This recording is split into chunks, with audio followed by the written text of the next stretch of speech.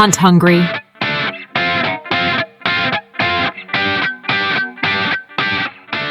So different topic on feed trees, but it's something I've got all these questions coming in and out of my head, and I'm trying to like hang on to them so I can remember to ask them. I go right ahead. So how long do you consider a feed tree like hot and like I need to hunt it? Like at what point do you go, all right, time to move on, find another one?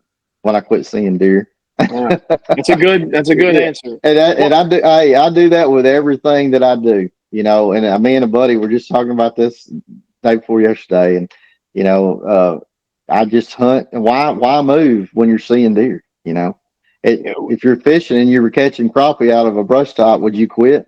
I mean, you wouldn't quit until they quit biting.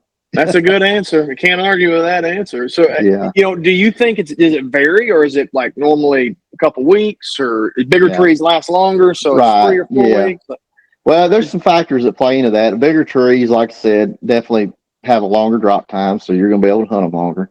And sometimes, you know, you may find a tree that they're hitting pretty good, and you hunt it, and you might get to go in there maybe one other time and hunt it, and then say you're a weekend warrior, you don't get to go back until the next weekend. Well, it may not be, you know, any good anymore. And you can usually tell. I mean, not always, but you know, the best way to tell is just to hunt it. I mean, it sucks to burn a day like that, but I will say this, you know, a lot of that has to do with scent too, and we keep going back to that, but it's just so important. I mean, when you're doing the things that we do for scent control, you can hunt them spots over and over and over, and you will keep seeing deer. I had an area that I was hunting. We may have talked about this. I can't remember in this last podcast, but it was a feed tree situation. Now, I didn't have one particular tree that I was sitting over every single time, but I mean, there was some nut-alls in there dropping on the edge of a thicket and the river bottoms. And I hunted that area. This was in December.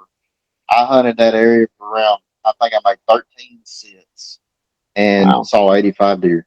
Wow. And I didn't move over a 300 to 400 yard area. And now I didn't kill a big deer. I saw a couple of big ones. I mean, I had a big 160-inch deer, but he's just out of range.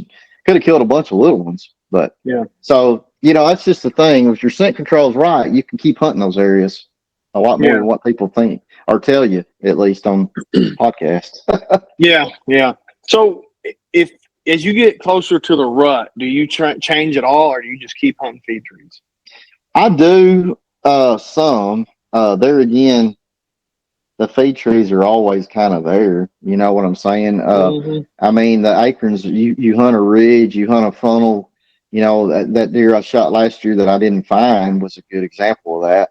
He was working a ridge. There was a ridge that I had picked out, and there was a lot of post oak acorn trees on it. They're dropping these post oaks, and they were just all falling. I mean, there was a bunch of them. It wasn't like one particular tree they were hitting, but you go walking through the top of that ridge, which there was sign all down it anyway. It's November or late November, early December, but there were scrapes and rubs all down the ridge. But you could tell deer were feeding in there too. Their leaves, and that's another thing you could do a lot of times. You can get under a tree if it's kind of suspect. You see the little pot mark holes where their hooves go down. You can even take those leaves and rake them back, and you can take your fingers and feel the indentions of the hoof.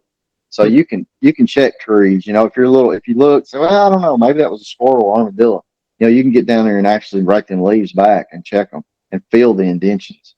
But those deer were traveling that ridge, and there was a funnel situation. I had two creeks. There's a creek on either side of the ridge, and they made two big oxbow bends. Basically, it was like an hourglass is what it looked like. So I had a 40-yard gap across the top I could shoot.